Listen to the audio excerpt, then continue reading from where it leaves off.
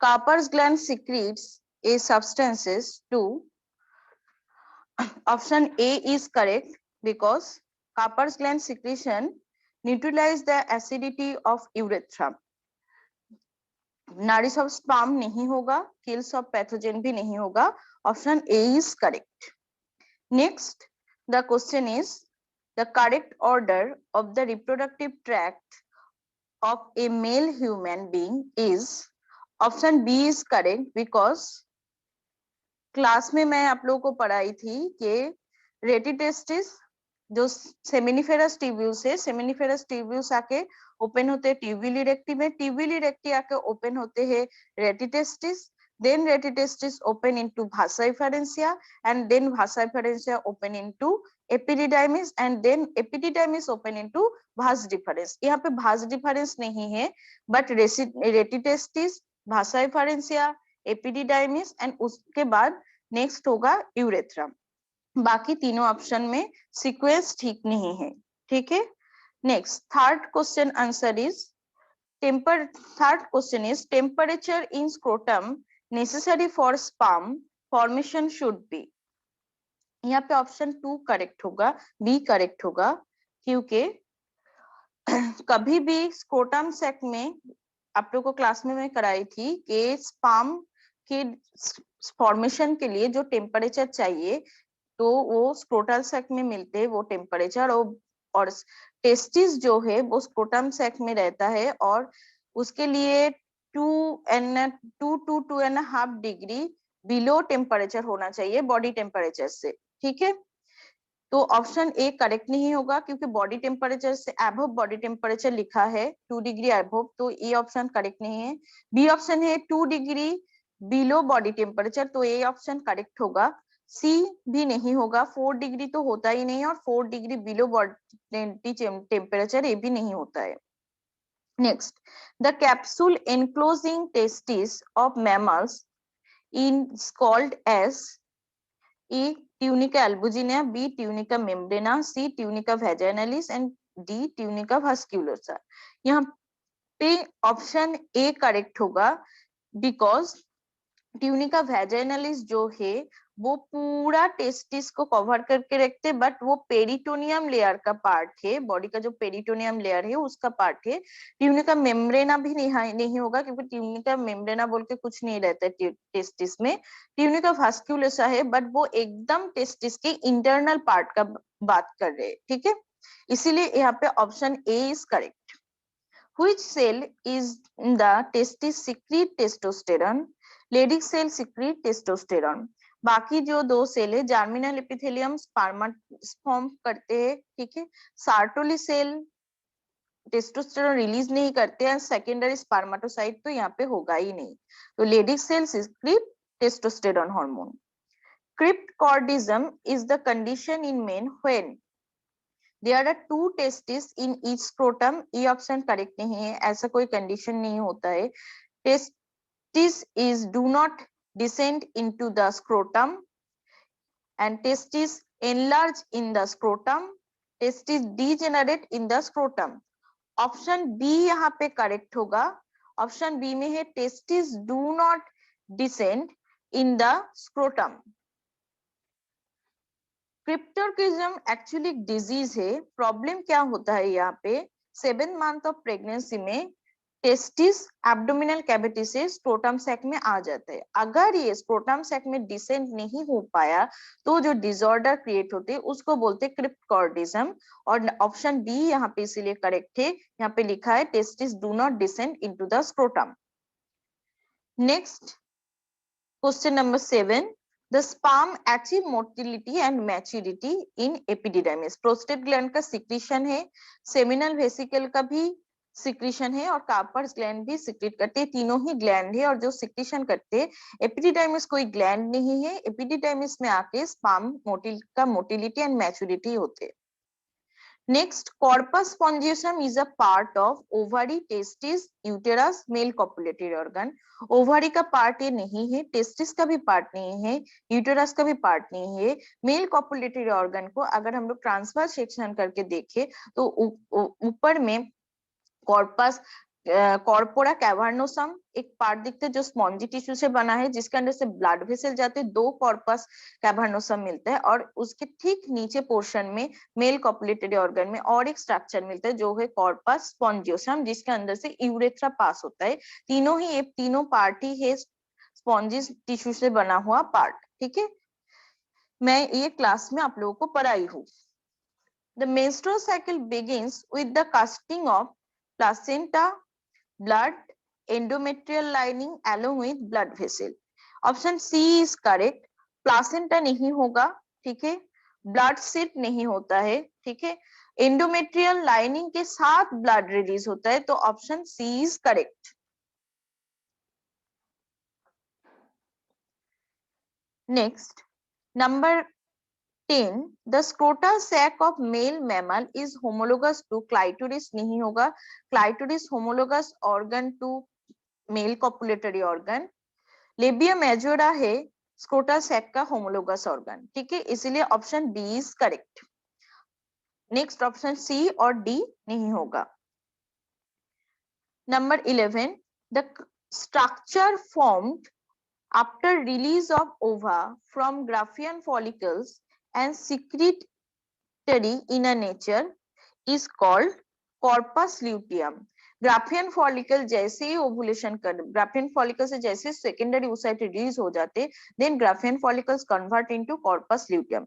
यहाँ पे option A में है कॉर्पस कैलोसम जो ब्रेन का पार्ट है, कॉर्पस एल्बिकन्स जो ऑप्शन सी में है, कॉर्पस एल्बिकन्स नहीं होता है क्योंकि कॉर्पस एल्बिकन्स डीजेनरेट हो जाते हैं बोल के menstrual cycle start, menstrual bleeding start होते, एंड कॉर्पस स्ट्रिएटम जो भी ब्रेन का पार्ट है।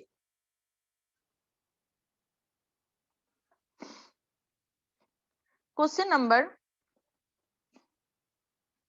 12, puberty occurs in females at 11 to 14 years. बाकी 3 ऑप्शन करेक्ट नहीं है। Next, in the 28-day human ovarian cycle, the ovulation takes place typically on day 14 of the cycle. Option C is correct. Next, number 14, the structure which attaches the ovaries with the dorsal wall is known as, यहाँ पे actually dorsal wall means actually बोला जाता है ovary हम लोग के abdominal cavity के साथ कौन से ऑर्गन के थ्रू अटैच होते हैं, वो भी पेरिटोनियम, एक्चुअली सब कुछ पेरिटोनियम स्ट्रक्चर से ही अटैच होते हैं, बट डिफरेंट लोकेशन में डिफरेंट नाम हुआ है। उल्फियन बॉडी नहीं होगा, ये पॉसिबली नहीं है। उल्फियन बॉडी मतलब उल्फियन डक्ट होता है जो मेल रिप्रोडक्टिव ऑर्गन बनाते हैं। मेसोवेरियम होगा actual answer, option B. Mesovarium ovary को एब्डोमिनल कैविटी के साथ ज्वाइन करता है। Next, option C mesorchium, mesorchium testis का पार्ट है, यहाँ पे नहीं होगा। पिम्ब्रिकेटेड बॉडी जो है वो एक्चुअली फैलोपियन ट्यूब का पार्ट है, यहाँ पे आंसर नहीं होगा। Next, question number 15, mammary glands are modification of sebaceous gland, sweat gland, meibomian gland and none of above. Sebaceous gland नहीं होगा, सोएट ग्लैंड की मॉडिफिकेशन है मेमोरी ग्लैंड, मैं क्लास में आप लोगों को पढ़ाई थी। मीबोमियन ग्लैंड ये दूसरा एक ऑयल ग्लैंड है जो हम लोग के आईलिड के पास मिलते हैं। Stroma is a term applied to gallstone, no gallstone नहीं है स्ट्रोमा। ओवेरियन फॉलिकल्स भी स्ट्रोमा नहीं है। Option C is correct because connective tissue in which Graafian follicles are embedded. Ovary का इंटरनल जो स्ट्रक्चर है जिसको हम लोग स्ट्रोमा बोलते हैं, स्ट्रोमा एक्चुअली कनेक्टिव टिश्यू का बना हुआ पार्ट है, उसके अंदर ग्राफियन फॉलिकल्स मिलता है। Connective tissue surrounding the seminiferous tubule, ये तो होगा ही नहीं क्योंकि ये एक्चुअली ओवरी का पार्ट है। Next,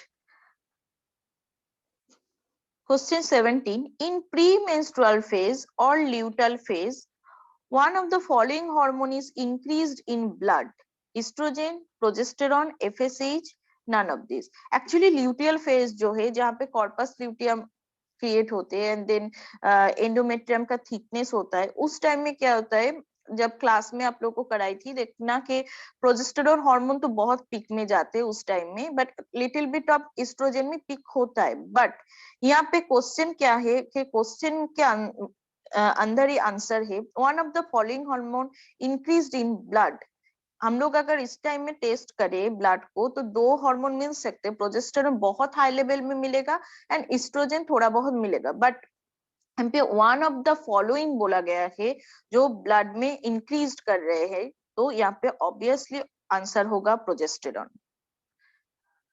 option 8, which statement is correct? Oestrous cycle is found in all mammals, नहीं, ये नहीं होगा।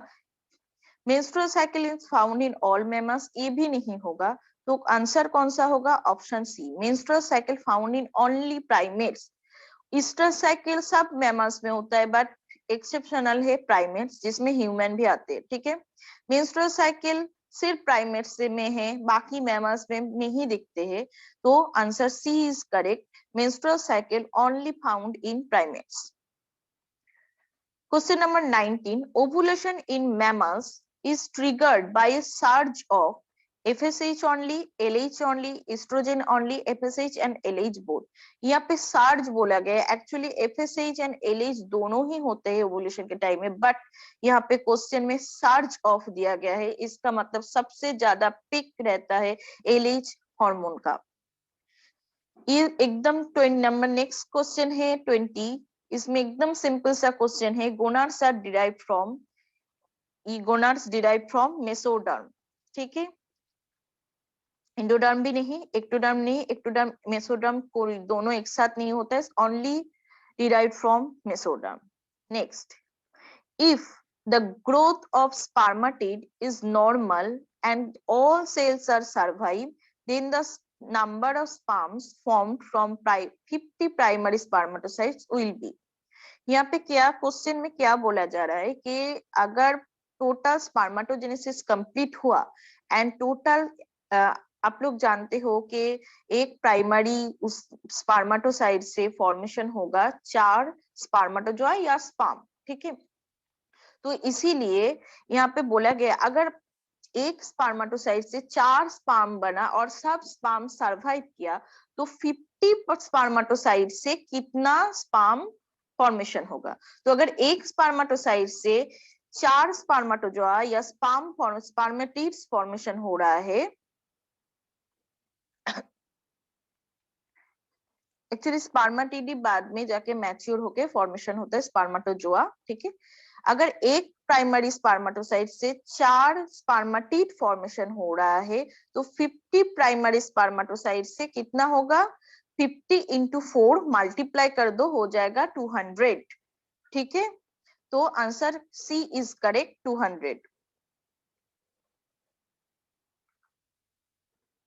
नेक्स्ट, ह्यूमन एग्स आर, ये भी डायरेक्ट क्वेश्चन है, माइक्रोलेसिथल, आलिसिथल, मैक्रोलेसिथल, मेसोलेसिथल। यहाँ पे एक्चुअली क्वेश्चन जो दिया गया है वो एक्चुअली यॉक के अमाउंट के ऊपर डिपेंड करके क्वेश्चन दिया गया है। मैं क्लास में आप लोगों को कराई थी कि यॉक के अमाउंट के ऊपर डिपेंड करके एग्स को 4 टाइप का एग्स होता है, उसमें होता है आलिसिथल, माइक्रोलेसिथल, मैक्रोलेसिथल एंड मेसोलेसिथल, ठीक है। तो ह्यूमन का एग से आलिसिथल मींस उसमें यॉक एब्सेंट है। Next 23, fast meiotic division during oogenesis occurs in, यहाँ पे बोल रहे हैं फास्ट मियोटिक डिवीजन कौन से oogenesis में कौन सा पार्ट में होता है? फास्ट पोलर बॉडी नहीं होगा, फास्ट पोलर बॉडी तो कभी भी नहीं होगा, क्योंकि fast meiotic division fully complete होता है, उसके बाद ही फॉर्मेशन होता है fast polar body. Second polar body भी नहीं होगा, क्योंकि सेकेंड मियोटिक डिवीजन हो या फास्ट पोलर बॉडी डिवाइड होके और 2 पोलर बॉडी बनाए, तभी पॉसिबल होगा सेकेंडरी पोलर बॉडी बनना। ऑप्शन सी करेक्ट है, क्योंकि फास्ट मियोटिक डिवीजन स्टार्ट होता है प्राइमरी oocyte से, इसीलिए option C correct. Option D भी नहीं होगा, सेकेंडरी oocyte में फास्ट मियोटिक डिवीजन नहीं होता है। सेकेंडरी oocyte अगर फुल्ली डिवाइड करते हैं तो meiosis 2 होके फिर फाइनली फॉर्म होगा ovum. Next question 24, the acrosome of sperm is formed by Golgi body. Golgi body, बहुत सारे गोल्गी बॉडीज एक्युमुलेटेड होके ही स्पर्म का जो हेड के ऊपर जो एक्रोसोम है उसमें बहुत सारे गोल्गी बॉडी एक्युमुलेट हो जाते हैं और फॉर्मेशन करते हैं एक्रोसोम। लाइसोसोम भी नहीं है, रफ एंडोप्लाज्मिक रेटिकुलम भी नहीं है, माइटोकॉन्ड्रिया भी नहीं है, ठीक है। Question number 25, the layer of cells immediately surrounding the ovum but outside the zona pellucida is called. यहाँ पे बोला गया है ओवम जो है, ओवम के एकदम जस्ट ओवम के बाहर के ही जो लेयर है, बट जोना पेलुसिडा के बाहर है, ठीक है। Option A is correct, corona radiata, क्योंकि ओवम का प्लाज्मा मेम्ब्रेन के ऊपर है zona pellucida and zona pellucida के ऊपर है corona radiata. Membrana granulosa actually follicle का पार्ट है, तो ये नहीं होगा, फॉलिकल के अंदर वाला पार्ट है। थीका इंटरना फॉलिकल के आउटर कवर है, और जर्मिनल एपिथेलियम नहीं होगा, जो ओवरी के आउटर लेयर है जर्मिनल एपिथेलियम।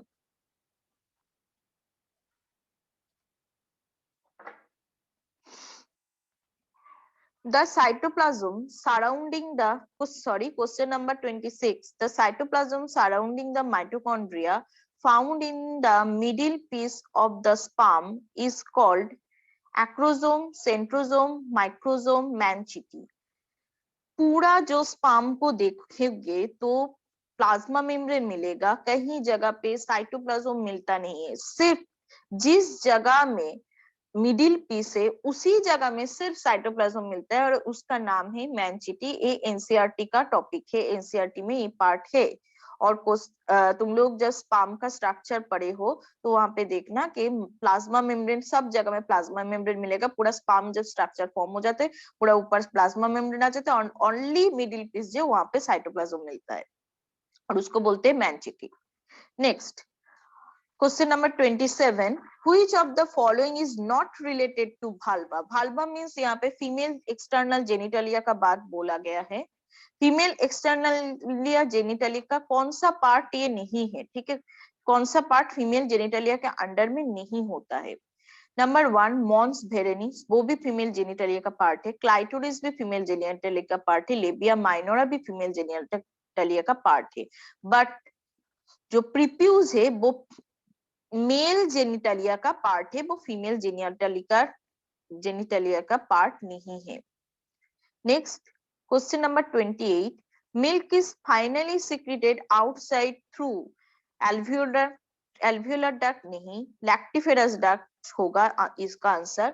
मेमोरी ट्यूब्यूल्स नहीं है, सिस्टिक डक्ट गॉल ब्लैडर का डक्ट है, ठीक है। एल्वियोलर डक्ट जहां पे मिल्क प्रोड्यूस होते हैं। नेक्स्ट मेमोरी ट्यूब्यूल्स में आते हैं। देन मेमोरी ट्यूब्यूल्स से लास्ट में जब बेबी उसको सक करते तो लैक्टिफेरस डक्ट के थ्रू वो बाहर निकल जाते। Next question number 29, outbreeding is an important strategy of animal husbandry because it, option A में क्या बोला गया है, exposes harmful recessive gene that are eliminated by selection. ये एक्चुअली इनब्रीडिंग का पार्ट है। क्या बोला गया है, इनब्रीडिंग में क्या होता है, same 4 to 5 generation same ancestor होने के कारण रिसेसिव जीन जो है वो कभी एक्सपोज हो जाते हैं, और जैसे ही रिसेसिव जीन एक्सपोज करते हैं तब नेचर उसको एलिमिनेटेड करते, मींस वो एनिमल्स आइदर मर जाएगा नहीं तो वो स्टेराइल हो जाएगा, ठीक है। Option B helps in accumulation of super gene. अगर इनब्रीडिंग करते हैं, ये भी इनब्रीडिंग का पार्ट है। इनब्रीडिंग में क्या होता है, सुपर जीन एक्युमुलेटेड होते हैं। क्यों? क्योंकि सेम एंसेस्टर है, 4 to 5 जनरेशन सेम एंसेस्टर है, इसका मतलब अपने ही भाई बहन बोलो, इसमें फर्टिलाइजेशन हो रहा है, एंड देन सुपर जीन एकदम मतलब सही तरीके से रह रहे, सुपर जीन का कोई भी चेंजेस नहीं हो रहे, ठीक है, सुपर जीन है। Next option C is useful in producing pure lines in animals. Obviously super gene मिल रहा है, ठीक है, प्लस क्या हो रहा है, कोई भी डिफरेंट जीन आ नहीं रहा है, जो अपने 4 to 6 जनरेशन पहले का जो जीन था वो ही मेंटेन हो रहा है, ठीक है, इसीलिए कोई भी वेरिएशन क्रिएट नहीं हो रहा है। आप लोग जेनेटिक्स पढ़े हो इसलिए इसको और भी अच्छे से समझ पाओगे। तो आउटब्रीडिंग के लिए कौन सा आंसर करेक्ट होगा, आंसर होगा option D, it is useful in overcome inbreeding. Actually जब रिसेसिव जीन एक्सपोज हो जाते तब वो एनिमल्स आइदर मर जाएगा, नहीं तो वो स्टेराइल होगा। तो उस प्रॉब्लम को बोलते इनब्रीडिंग डिप्रेशन। तो इनब्रीडिंग डिप्रेशन को ओवरकम करने के लिए क्या किया गया है, आउटब्रीडिंग बनाया गया है। तो इस क्वेश्चन में वही बोला गया है। Question number 30, the contribution of India and China in the world farm production is 10% no, 70% no, 50% no, 25% is correct answer. Because India and China में प्रोडक्शन तो होता है, प्रोड्यूस तो होता है 70%, बट उसको हम लोग काम पे लगाते हैं ओनली उसमें से 25% पूरा वर्ल्ड में। 31 question number, a new breed of sheep developed in India by cross breeding called Hizardale. It is cross of option A is correct, Bikaneri ewes and Merino rams. ठीक है, merino use and Bikaner Ram's बोल के नहीं होता है, Malabari use and Bikaner Ram's में नहीं होता है, बीकानेरी यूज एंड मालाबारी राम्स में नहीं होता है। तो पॉसिबल कौन सा है, हिजारडेल किससे बना है, हिजारडेल बना है बीकानेरी यूज एंड मेरिनो राम से। क्वेश्चन नंबर 32, इन MOET, MOET मतलब multiple ovulation embryo transfer, the animals is either mated with an elite bull or artificially inseminated. The fertilized eggs are collected to transfer to surrogate mothers. Which among these statements is correct? मतलब MOET में actually क्या होता है, कब कौन से stage में एक को ट्रांसफर करते हैं, ठीक है, उसमें सर्जरी लगता है या नहीं लगता है, उसके बारे में बात करेंगे। Number 1 option A, fertilized egg is collected at 8 to 32 cell stage and no need surgery. यही आंसर करेक्ट होगा, क्योंकि मैं बोल रही हूँ बाकी जो 3 है, fertilised egg is collected 8 to 30 cell stage, ये तो ठीक है, but surgery is done for it, कोई सर्जरी नहीं होता है, ठीक है।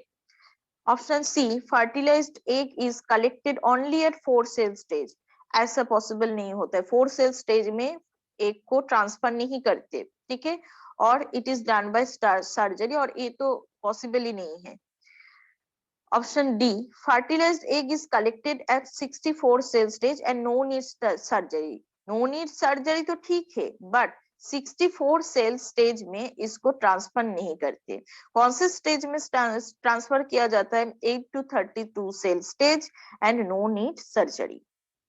Next, select question number 33, select the incorrect statement for apiculture. Incorrect statement बोला गया है, so option A is, it is maintenance of hive of honeybees for production of honey. Apiculture में क्या करते हैं, हनी के प्रोडक्शन के लिए हम लोग हाइव को मेंटेन करते हैं, हाइव को खुद बनाते हैं, ठीक है। तो ई ऑप्शन तो करेक्ट है, इसमें कोई इनकरेक्ट नहीं है, ई ऑप्शन में। Next option B, it is not labour intensive, bee keeping करने के लिए कोई मेहनत नहीं लगता है, बहुत इजीली बी कीपिंग कर सकते हैं। Option C, most common species of honey bee is India is Apis indica, India में कॉमन हनी बी का साइंटिफिक नेम है Apis indica. Option D is यहाँ पे करेक्ट होगा, क्योंकि यहाँ पे क्वेश्चन में ही बोला गया इनकरेक्ट स्टेटमेंट फॉर एपीकल्चर। तो bee wax is a food of high nutritive value which is used in preparation of cosmetics. Bee wax तो कॉस्मेटिक्स के लिए यूज होते हैं, बट बी वैक्स कोई फूड नहीं है, ठीक है, इसीलिए यही ऑप्शन इनकरेक्ट होगा। Next 34, select the correct set of names for the parts A B C D. देखो ए जो है उस वो एक्चुअली वास डिफरेंस का पार्ट है, तो और बी है सेमिनल वेसिकल, सी जो है वो प्रोस्टेट ग्लैंड है, और डी जो है वो बार्बोइथ्रेथ्रल ग्लैंड मतलब काउपर्स ग्लैंड है। तो यहाँ पे जो ऑप्शन करेक्ट होगा वो होगा C. Next 35, sperm produce an enzymatic substance or lysine for dissolving egg covering. It is called hyaluronic acid, hyaluronidase, androgamones diastase. यहाँ पे ऑप्शन बी करेक्ट होगा, क्योंकि एक के ऊपर एकदम आउटर जो कोरोनर एरिया है उसको डिजोल्व, उसमें हाइलुरोनिक एसिड मिलता है। मैं आप लोगों को क्लास में बताई थी ये चीज। हाइलुरोनिक एसिड होता है और स्पर्म का एक्रोसोम जैसे इंटर करते वो रिलीज करते हाइलुरोनिडेज, और हाइलुरोनिडेज उसको ब्रेक डाउन करते, इसीलिए स्पर्म आगे जा पाते हैं। ठीक है, option 36 question number, select the correct combination about contraceptive. देखो कॉन्ट्रासेप्टिव में कौन सा आंसर करेक्ट है। ऑप्शन सी करेक्ट है, pills. Pills prevent ovulation. B condoms prevent sperm reaching cervix. C vasectomy, semen contains no sperms. Copper tree prevents implantation। समझो यहाँ पे actually option को करेक्ट मैचिंग दिया गया है। ठीक है, पिल्स जो है, पिल्स ओवुलेशन को प्रिवेंट करते हैं जिसको ओरल कॉन्ट्रासेप्टिव पिल बोलते हैं। ठीक है, कॉन्डोम स्पर्म को सर्विक्स में एंट्री नहीं होने देते। वैसेक्टोमी जो है वो सीमेन तो प्रोड्यूस करते हैं बट भास डिफरेंस को कट किया जाता है, इसलिए स्पर्म उस सीमेन के साथ नहीं आते। ठीक है, नेक्स्ट कॉपर टी जो है वो इम्प्लांटेशन को प्रिवेंट करते हैं। Next 37 question number 37, stages in menstrual cycle are, इस सीक्वेंस वाइज नहीं दिया गया है बट स्टेजेस के बारे में बोला गया है, पूछा गया है, इसीलिए option A recovery phase and proliferative phase. Recovery phase बोल के कुछ नहीं होते। ठीक है, फीमेल मेंस्ट्रुअल साइकिल में, मेन ह्यूमन के मेंस्ट्रुअल साइकिल में। Option B proliferative phase and secretive phase, ये दो तो होता है बट और एक ऑप्शन यहाँ पे नहीं दिया गया है। देखो ऑप्शन सी में तीनों ही ऑप्शन दिया गया है, जो है proliferative phase, secretory phase and menstrual phase. और ऑप्शन डी में recovery phase, secretory phase and phase of menstrual flow. Recovery phase नहीं होता है, इसीलिए ये ऑप्शन नहीं होगा। ऑप्शन ए भी नहीं है, ऑप्शन बी भी नहीं है, ऑप्शन डी भी नहीं है, ऑप्शन सी इज करेक्ट। क्यों? तुम लोग बोल सकते हो कि यहाँ पे ऑप्शन बी भी तो करेक्ट हो सकता था, क्योंकि प्रोलिफरेटिव फेज और सिक्रेटरी फेज दोनों ही दिया है, बट ऑप्शन सी में देखो तीनों ही फेज दिया गया है और एक फेज एक्चुअली ऐड करते जो है ओवुलेटरी फेज, बट यहाँ पे नहीं है। तो ऑब्वियसली यहाँ पे जो बाकी तीन है उसका ही आंसर, प्रॉपर आंसर वही होगा, option C proliferative phase, secretory phase and menstrual phase. Next 33, ostium is an aperture present in fallopian tube, answer होगा ओविडक्ट नहीं होगा, क्योंकि ओविडक्ट बाकी जितने सारे एनिमल्स से एक्सेप्ट मैमल्स सबके फैलोपियन ट्यूब को एक्चुअली बोला जाता है ओविडक्ट, बट मैमल्स में जो ट्यूब है यूटेरस के साथ, उस ट्यूब को बोला जाता है फैलोपियन फनेल और फैलोपियन ट्यूब। ओविसैक नहीं है, वो मैमल्स में होता नहीं है, क्लोआ कभी नहीं होगा। ठीक है, ऑस्टियम कौन सा? ऑस्टियम एक एपर्चर है जो फैलोपियन ट्यूब का जो लास्ट पार्ट है ना, ऐसे फिम्बरी जो फिंगर लाइक प्रोजेक्शन से जो ओवरी ऐसे है तो उसके ऊपर फिम्बरी ऐसे रहते, तो जैसे ही ओवरी से ओवम रिलीज होता है, फिम्बरी का जो ऐसे ओपनिंग है उसको हम लोग बोलते हैं ऑस्टियम। मैं आप लोग को क्लास में पढ़ाई थी, अगर एक फनेल को सोचे तो फनेल है और उसके अंदर फनेल में अगर हम लोग ऑयल डालेंगे तो उसके अंदर जो पोर्स मिलेगा उसको बोलते हैं ऑस्टियम। ठीक है, उस ऑस्टियम का ही बात यहाँ पे किया गया है। ठीक है, ostium is an aperture. Option देख के आप लोग को आंसर देना, ऑप्शन है fallopian tube. Question number 39, in mammals the testis is posteriorly connected to the scrotal sac by an elastic cord called spermatic cord, नहीं, rachis नहीं, gubernaculum ligament। गुबर्नाक्यूलम आंसर होगा, क्योंकि टेस्टिस स्क्रोटम सैक के साथ एक elastic cord के through posterior part में attach रहते हैं, इसी इलास्टिक कॉर्ड का नाम है गुबर्नाक्यूलम। Question number 40, IVF involves transfer into fallopian tube of, IVF means in vitro fertilization। In vitro fertilisation में क्या होता है?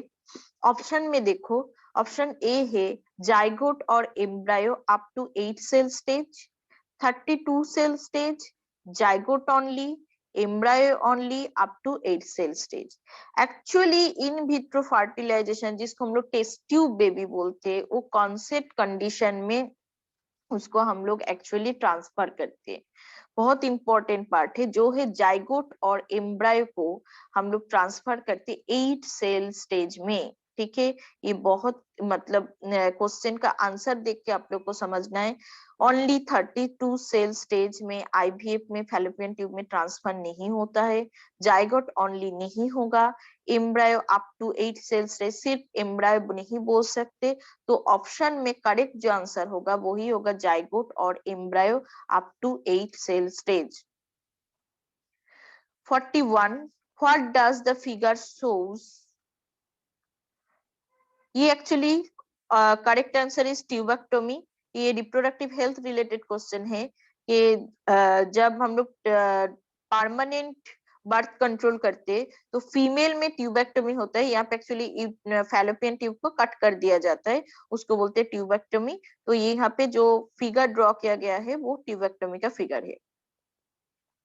Amniocentesis is one of the methods of adapted for MTP नहीं होगा। MTP तो सेफ एबॉर्शन का पार्ट हो गया है। और बर्थ कंट्रोल वाला पार्ट ये नहीं है, बर्थ कंट्रोल दूसरा पार्ट है। Option C for foetal sex determination यही आंसर होगा। Option D used for safe parturition, ये आंसर नहीं होगा। फॉर फीटल सेक्स डिटर्मिनेशन के लिए मेनली एमनियोसिंथेसिस यूज होते हैं। Saheli is oral female contraceptive, surgical sterilisation of females, diaphragm for females, diaphragm for males. Males में तो डायफ्राम नहीं होता है, यूज नहीं होते। फीमेल्स में डायफ्राम होता है बट सहेली कोई डायफ्राम नहीं है। सहेली ओरल फीमेल कंट्रासेप्टिव पिल है। तो option A is correct. 44 question number 44 which is the correct sequence in spermatogenesis? Option D is correct. बाकी जो सीक्वेंस है सब उल्टा पुल्टा करके लिखाया गया है। ऑप्शन जो सी डी है वो करेक्ट होगा। क्योंकि देखो स्पर्मेटोगोनिया से बन रहा है प्राइमरी स्पर्मेटोसाइट से बन रहा है सेकेंडरी स्पर्मेटोसाइट से बनते हैं स्पर्मेटिड्स एंड स्पर्मेटिड्स से बनता है sperm, mature sperm. Next question number 45 scrotal sacs of man connected with abdominal cavity by inguinal canal, Haversian canal, spermatic cord, vas deferens। यहाँ पे आंसर होगा inguinal canal, because Haversian canal जो है वो bone का पार्ट है। Spermatic cord जो है वो टेस्टिस को कनेक्ट करके रखते हैं, एब्डोमिनल कैविटी के पूरा टेस्टिस को। ठीक है, और जो भास डिफरेंस है वो टेस्टिस के अंदर का स्ट्रक्चर है, जो एपिडिडाइमिस कंटिन्यू होते हैं भास डिफरेंस में, भास डिफरेंस ओपन होके आके यूरिनरी ब्लैडर में। सो एब्डोमिनल कैविटी के साथ स्क्रोटल सैक को, यहाँ पे स्क्रोटल सैक का बात बोला गया है, स्क्रोटल सैक को कौन ज्वाइन करते, कौन कनेक्टेड करते, वो है इंगुइनल कैनाल। ठीक है, अगर आप लोगों को फिर भी कोई डाउट हो, कोई प्रॉब्लम हो तो आप लोग मुझे व्हाट्सएप कर सकते हो। एनी प्रॉब्लम मैं आप लोगों को आंसर दे दूंगी। ठीक है।